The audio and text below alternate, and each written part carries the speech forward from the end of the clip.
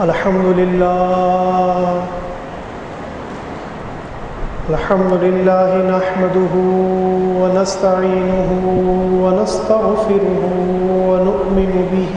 ونتوكل عليه ونعوذ بالله من شرور أنفسنا ومن سيئات أعمالنا من يهده الله فلا مضل له ومن يضلله فلا هادي له ونشهد أن لا إله إلا الله وحده لا شريك له ونشهد أن سيدنا ومولانا محمدا عبده ورسوله وقال تعالى في محكم كتابه فأعوذ بالله من الشيطان الرجيم بسم الله الرحمن الرحيم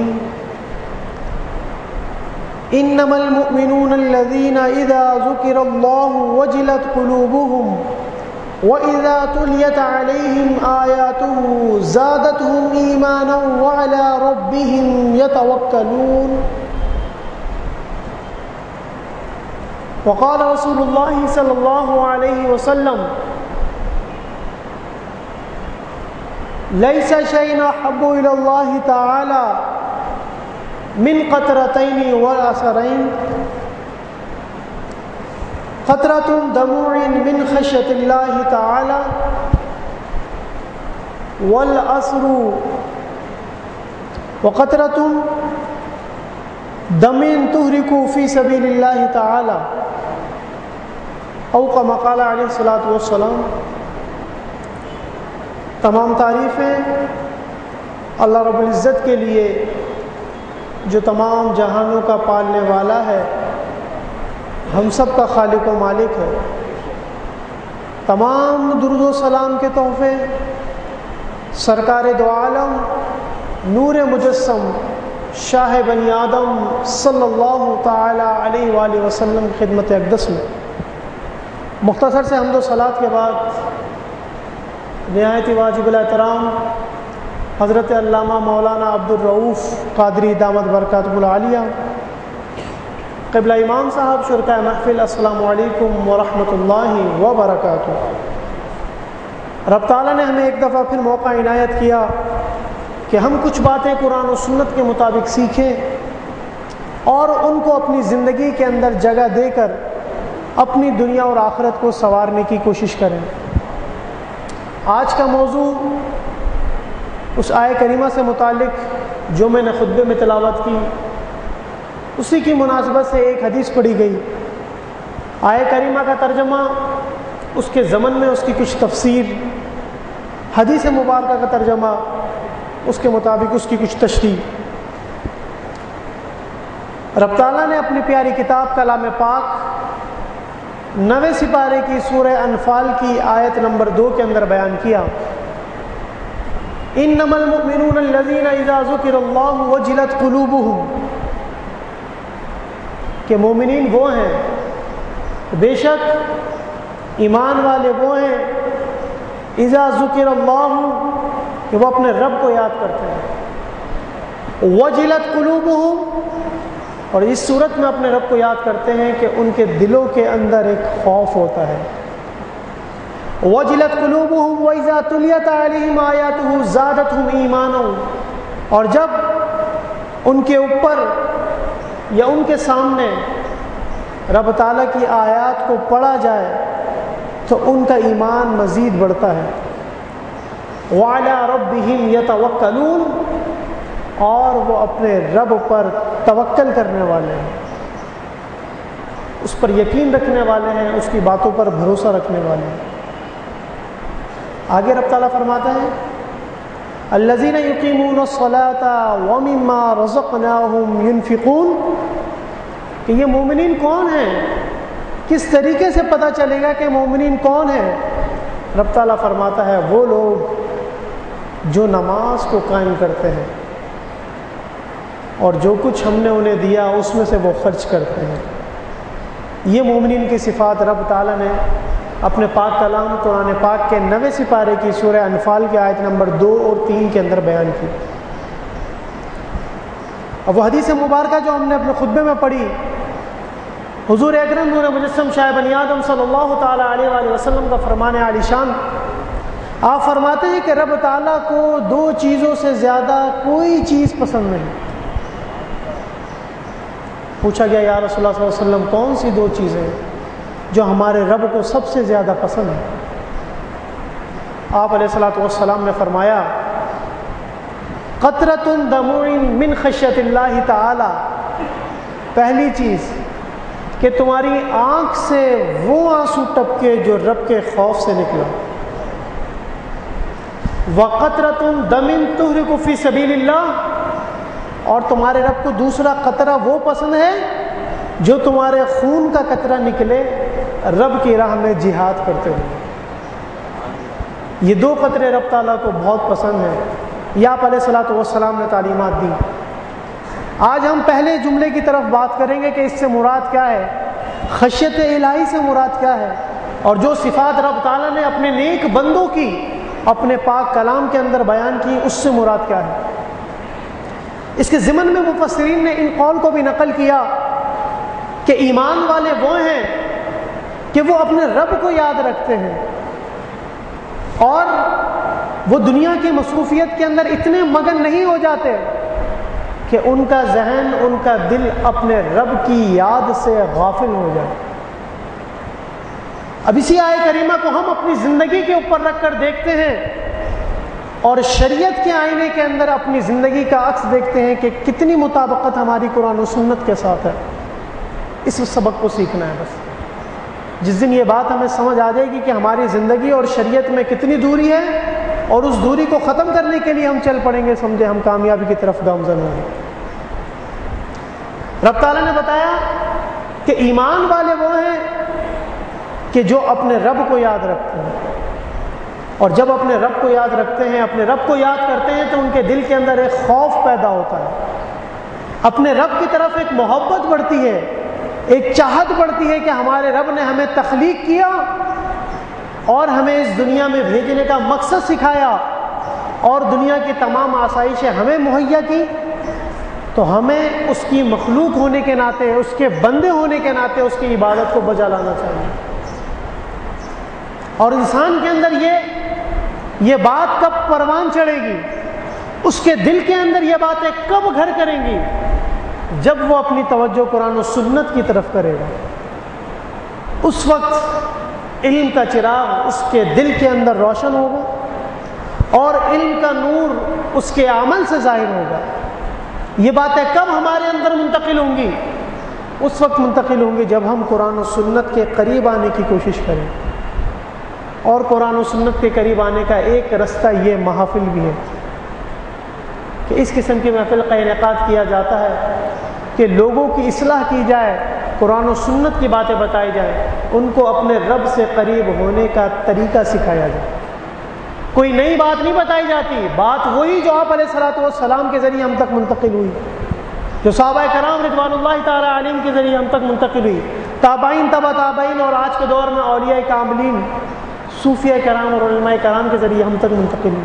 انہی باتوں کو دہرانا ہے اور لوگوں تک پہنچانا. آج ہماری زندگی میں اتنا وقت بھی نہیں کہ ہم اپنے رب کے حضور کھڑے ہو کر نماز ادا کر لیں. جب اتنا وقت بھی نہیں تو کس طرح ہم اپنے رب کو یاد رکھ سکتے؟ ہمارا رب ہر وقت ہمیں یاد رکھتا ہے. وہ ہمیں بھوکا نہیں سلاتا، کھانے کا اہتمام ہوتا ہے. وہ ہمیں پہننے کے لیے کپڑے میسر کر رہا ہے. دنیا کے اندر جو آسائشیں ہیں وہ ہماری ضرورت کی چیزیں ہمیں مہیا کر رہا ہے. لیکن جو ایک مسلمان ہونے کے ناطے ہم پر فرض ہے، ہم اس کام کو بھی نہیں کر رہے کہ اپنے رب کے حضور کھڑے ہو کر نماز کو ادا کر لیں، اور نماز بھی اس طریقے سے ادا کی جائے کہ جو آپ علیہ الصلوۃ والسلام کے الفاظ ہیں کہ تمہارے رب کو سب سے زیادہ پسند وہ قطرہ ہے جو اس کے خوف سے تمہاری آنکھ سے ٹپکے. وہ خوف کب پیدا ہوگا اس دل کے اندر؟ جب دنیا کی محبت اس دل سے نکلے گی تب رب کی محبت اور اس کے رسول صلی اللہ علیہ وسلم کی محبت اس دل کے اندر گھر کرے گی. اور جب عشق مصطفیٰ صلی اللہ علیہ وسلم کا چراغ فروزہ ہو جائے گا اس دل کے اندر تو پھر ہمارے عمل کے اندر بھی نکھار آ جائے گا, سنت کے مطابق زندگی بسر کرنے کی کوشش شروع ہو جائے. یہ باتیں رب تعالیٰ نے پاک کلام کے اندر بیان کی کہ وہ اپنے رب کو یاد کرتے ہیں اس طریقے سے کہ ان کے دل وجلت قلوبہم جلا پا جاتے ہیں. اور مومنین کی ایک صفت یہ ہے جب ان کے سامنے اس کے رب کی تلاوت کی جائے, رب کے کلام کی تلاوت کی جائے, کلام پاک کو پڑھا جائے تو وہ اتنے غور و فکر سے سنتے ہیں کہ اس کے ذریعے رب تعالیٰ ان کے ایمان کے اندر اضافہ کرتا ہے. رب تعالیٰ کلام پاک کے اندر بیان کرتا ہے, کلام پاک 8واں سپارہ سورہ اعراف, رب تعالیٰ بیان کرتا ہے وَاذْكُرْ رَبَّكَ إِذَا نَسِيتَ, کہ تو اپنے رب کو یاد کر جب تو بھول جائے. اس کی ایک تفسیر یہ ہے, اور ایک تشریح اس کی ہے کہ ہر چیز سے بھول کر اپنے رب کو یاد کر. جب تیرے دل کے اندر تیرے رب کی محبت جگہ کر جائے گی تیرے عمل کے اندر خود بخود نکھار پیدا ہو جائے گا. یہ زندگی ہمیں اس لیے دی گئی کہ ہم رب کے بتائے ہوئے طریقے کے مطابق بسر کریں, حضور صلی اللہ علیہ وآلہ وسلم کی سنت مبارکہ کے مطابق اپنی زندگی کو بسر کریں. لیکن آج کا مسلمان اس دنیا کے اندر اتنا مگن ہو گیا ہے کہ اس کے پاس وقت ہی نہیں کہ اپنے رب کے حضور کھڑے ہو کر نماز ہی خشوع و خضوع کے ساتھ ادا کر لے. رب تعالیٰ نے کلام پاک کے 17ویں سپارے کی سورہ انبیاء کی پہلی آیت کے اندر بیان کیا اقترب للناس حسابهم وهم فی غفلۃ معرضون, کہ لوگوں کا حساب تو بالکل قریب ہے اور وہ غفلت کے اندر گھوم رہے ہیں. اس سے مراد یہ ہے کہ ہمارا حساب ان قریب ہونے والا ہے, ان قریب ہر شخص کا انتقال ہونے والا ہے. لیکن ہم دنیا کی رنگینیوں میں اتنے مگن ہیں کہ ہمیں اس بات کا بھی اندازہ نہیں کہ کل اگر ہماری آنکھ بند ہو گئی تو ہم اپنے رب کے حضور کیا جواب دیں گے, اس دنیا کے اندر زندگی کس طرح بسر کی, اس سے متعلق اپنی رب کی بارگاہ کے اندر ہم کیا کہیں گے. رب تعالیٰ نے اس بات کو بھی بیان کیا کہ مسلمانوں کی اور مومنین کی صفت یہ ہے کہ وہ صاحب ایمان ہیں, اور ایمان کا تقاضا یہ ہے کہ وہ اپنے رب سے ڈرنے والے ہیں, اپنے رب سے محبت کرنے والے ہیں, رب کے عذاب سے ڈرنے والے ہیں, اور حضور صلی اللہ علیہ وآلہ وسلم سے محبت کرنے والے اور ان کی سنتوں کے مطابق زندگی بسر کرنے والے. اور آپ علیہ الصلوۃ والسلام نے جب یہ بات اپنے صحابہ کرام رضوان اللہ تعالی علیہم اجمعین کے درمیان بیان کی کہ اپنے رب سے ڈرو, تو اپنی ایک صفت بھی صحابہ کرام رضوان اللہ تعالی علیہم اجمعین کو بیان کی کہ تم اس بات کو جان لو کہ تمام لوگوں میں سب سے زیادہ اپنے رب سے ڈرنے والا میں ہوں. کیوں؟ کیونکہ اپنے رب کو سب سے زیادہ میں پہچانتا ہوں, میں جانتا ہوں, اپنے رب کی معرفت سب سے زیادہ میں رکھتا ہوں, میں اپنے رب سے سب سے زیادہ ڈرنے والا ہوں, اپنے رب کے بتائے ہوئے احکامات کے مطابق زندگی بسر کرنے والا ہوں, اور مجھے تمہارے درمیان بھیجا اس لیے گیا کہ وہ کلام جو رب تعالیٰ نے میرے قلب انور پر نازل کیا وہ میں تم تک منتقل کر دوں اور تمہیں سکھا دوں, بتا دوں کہ زندگی کو بسر کرنے کا صحیح طریقہ کیا ہے. حضور صلی اللہ علیہ وسلم نے اپنی ساری زندگی اسی بات کو بیان کیا کہ ہم سب کا خالق و مالک ایک ہے, ہم سب کا پروردگار ایک ہے, ہم سب کا رب ایک ہے, وہ اللہ عز و جل کی ذات ہے, اور میں رب کا رسول ہوں, رب کا نبی ہوں, خاتم النبیین والمرسلین کے منصب پر رب تعالیٰ نے مجھے فائز کیا اور اپنا آخری کلام کلام پاک مجھ پر نازل کیا. یہ بات آپ علیہ الصلوۃ والسلام نے ساری زندگی بیان کی اور صحابہ کرام رضوان اللہ تعالی علیہم اجمعین کی تربیت کی. پھر ان کا عالم کیا تھا کہ آپ علیہ الصلوۃ والسلام نے حضرت عبداللہ بن مسعود رضی اللہ تعالی عنہ سے کہا کہ تم مجھ پر کلام پاک کی کچھ آیات تلاوت کرو. حضرت عبداللہ بن مسعود رضی اللہ تعالی عنہ نے فرمایا یا رسول اللہ صلی اللہ علیہ وسلم, کلام پاک اور یہ بندہ آپ کے سامنے تلاوت کریں، جبکہ یہ کلام تو آپ کے اوپر نازل ہوا ہے۔ آپ علیہ الصلوۃ والسلام نے فرمایا کہ میں اس کو سننا پسند کرتا ہوں، تم میرے اوپر تلاوت کرو، پڑھو رب کا کلام۔ سورہ نساء کی تلاوت شروع ہو گئی۔ جب اس آیہ کریمہ کے اوپر حضرت عبداللہ بن مسعود رضی اللہ تعالیٰ عنہ پہنچے، فَكَيْفَ إِذَا جِئْنَا بِهِ، کہ کس طریقے سے جب لوگ رب کے حضور پیش کیے جائیں گے اور ان کے اوپر ان کے شہداء کو گواہ بنا کر پیش کیا جائے گا، اور آپ علیہ الصلوۃ والسلام کو گواہ بنا کر امت کے اوپر پیش کیا جائے گا، تو آپ علیہ الصلوۃ والسلام اس آیہ کریمہ کو سن کر زار و قطار رونے لگے۔ کیوں؟ کہ کل بروز قیامت جب رب کے حضور سب موجود ہوں گے اور مجھے گواہ بنا کر تم پر پیش کیا جائے گا، تو میں اپنے رب کی بارگاہ میں کس طرح کھڑا ہوں گا۔ آپ علیہ الصلوۃ والسلام اپنے رب سے سب سے زیادہ محبت کرنے والے، کیوں؟ کہ وہ اپنے رب کو سب سے زیادہ جاننے والے ہیں۔ اور یہی بات حضرت ابی بن کعب رضی اللہ تعالیٰ عنہ کے متعلق آتی ہے۔ حدیث مبارکہ کے اندر ذکر ہے کہ حضور علیہ الصلوۃ والسلام کو کہا گیا کہ کلام پاک کی کچھ آیات ان کے سامنے پڑھیں، تو آپ علیہ الصلوۃ والسلام نے سورہ بینہ پڑھنا شروع کی، اور ان آیات کو سن کر ابی بن کعب رضی اللہ تعالیٰ عنہ کی آنکھوں سے آنسو جاری ہو گئے کہ ہمارے رب نے کیا تعلیمات ہمارے لیے رکھی اور ہم اپنی زندگی کس طرح بسر کر رہے ہیں۔ بات صرف اتنی ہے کہ رب تعالیٰ نے جو اپنے پاک کلام کے اندر بیان کیا، آپ علیہ الصلوۃ والسلام نے حدیث مبارکہ کے ذریعے بیان کیا، میں اور آپ اس کی حقیقت کو نہیں سمجھ سکے، اس کو نہ پڑھتے ہیں نہ سمجھنے کی کوشش کرتے ہیں،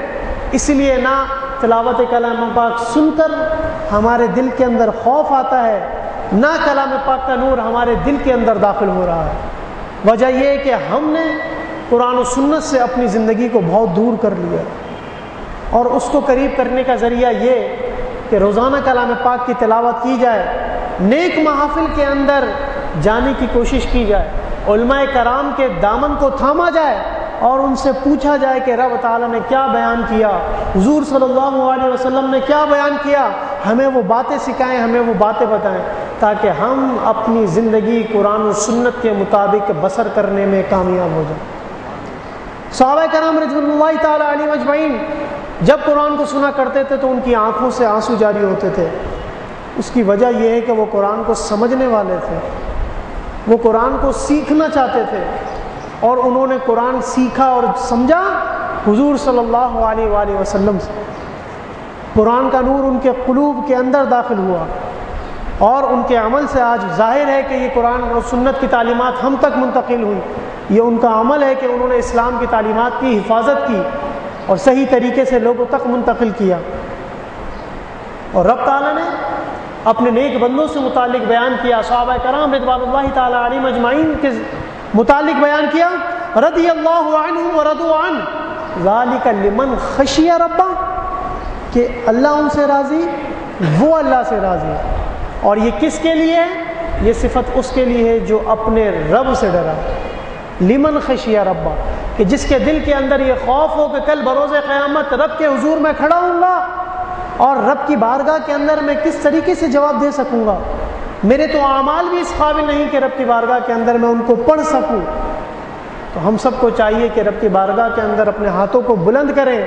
رب تعالیٰ سے بخشش مانگیں، اور اپنی نمازوں کو خشوع و خضوع کے ذریعے سجائیں، کلام پاک کی تلاوت کریں، اس کی تعلیمات پر عمل کرنے کی کوشش کریں، علماء کرام کے سامنے دامن پسار کر بیٹھیں، ان سے عرض کریں کہ ہمیں قرآن و سنت کی تعلیمات سکھائیں۔ ہم اپنی زندگی کو سنوارنا چاہتے ہیں، رب کی بارگاہ کے اندر مقبول بندے بننا چاہتے ہیں، اور اس تعلیمات پر عمل کرنا چاہتے ہیں جو حضور صلی اللہ علیہ وآلہ وسلم نے بیان کی۔ ان زندگی کا سارا حاصل حصول یہی ہے۔ اصل الایمان حب النبی صلی اللہ علیہ وسلم، ایمان کی اصل حضور صلی اللہ علیہ وآلہ وسلم کی محبت ہے، اور ان کی محبت اسی وقت ہمارے دل کے اندر داخل ہو سکتی ہے جب ہم ان کی سنتوں پر عمل کریں، ان کے بتائے ہوئے طریقے کو اپنے سامنے رکھ کر اپنی زندگی کو اس کے مطابق گزارنے کی کوشش کریں، چونکہ رب تعالیٰ نے اپنے پاک کلام کے اندر بیان کر دیا کہ کامیابی و کامرانی تمہارے پاس اسی وقت آئے گی جب تم اس طریقے کے مطابق عمل کرو گے جو میرے نبی نے تمہیں بتایا۔ لقد کان لکم فی رسول اللہ اسوۃ حسنہ، قرآن پاک 21واں سپارہ سورہ احزاب کی آیت نمبر 21 کہ بے شک حضور صلی اللہ علیہ وآلہ وسلم کی زندگی تمہارے لیے بہترین نمونہ ہے۔ آخر میں وہی بات کہ ہم سب کو چاہیے کہ 5 وقتہ نماز با جماعت تکبیر اولیٰ کے ساتھ پہلی صف میں ادا کرنے کی کوشش کریں۔ نماز مسلمان ہونے کے بعد سب سے پہلی چیز نماز ادا کرنا، اور کل بروز قیامت سب سے پہلا سوال بھی نماز سے متعلق ہوگا۔ روز محشر کے جہاں گداز بود اول پرسش نماز بود، یہ فارسی کے اندر الفاظ ہیں کہ روز محشر کی گرمی جان پگھلا رہی ہوگی اور سب سے پہلا سوال نماز سے متعلق ہوگا۔ ہم سب کو چاہیے کہ نماز کی پابندی کریں، روزانہ کچھ نہ کچھ حصہ کلام پاک کا ضرور تلاوت کریں، ترجمے کے ساتھ پڑھیں، اس کو سمجھنے کی کوشش کریں۔ ضروری نہیں کہ ہر بات ایک دفعہ پڑھنے سے سمجھ آ جائے، علماء کرام کی بارگاہ میں آئیں، ان سے مطلب اور مفاہیم سمجھیں، قرآن و سنت کی تعلیمات پر عمل کرنے کی کوشش کریں، اور یہی پیغام اپنے گھر والوں کو، اپنے رشتہ داروں کو، اپنے دوست احباب کو، اڑوس پڑوس کو پہنچائیں، کیونکہ حضور صلی اللہ علیہ وسلم نے خطبہ حجۃ الوداع کے اندر بیان کیا بلغوا عنی ولو آیا، کہ پہنچا دو میری طرف سے چاہے وہ ایک آیت ہی کیوں نہ ہو۔ اس وقت آپ علیہ الصلوۃ والسلام نے بیان کیا کہ تم جتنے بھی حاضر ہو تم تک میں نے رب تعالیٰ کے تمام احکامات پہنچا دیے۔ آج تمہارے اوپر یہ ذمہ داری ہے کہ تم میں جو حاضر ہے وہ ان غائبین تک میرے ان پیغامات کو پہنچا دے جو اس وقت ہمارے درمیان موجود نہیں۔ یہ بات آپ علیہ الصلوۃ والسلام نے خطبہ حجۃ الوداع کے اندر بیان کی۔ اسی طرح ہم سب پر لازم ہے کہ قرآن پاک کو سیکھیں، قرآن و سنت کو سیکھیں، اس کے مطابق عمل کرنے کی کوشش کریں اور اس کی تعلیمات دوسروں تک منتقل کریں۔ رب کی بارگاہ کے اندر دعا ہے جو کچھ حق بیان ہوا اس کو اپنی بارگاہ میں قبول فرمائے، ہم سب کو قرآن و سنت کے مطابق زندگی بسر کرنے کی توفیق عطا فرمائے، جو کچھ غلط بیانی ہو رب تعالیٰ اپنی رحمت کے صدقے میں معاف فرمائے۔ وآخر دعوانا ان الحمد للہ رب العالمین۔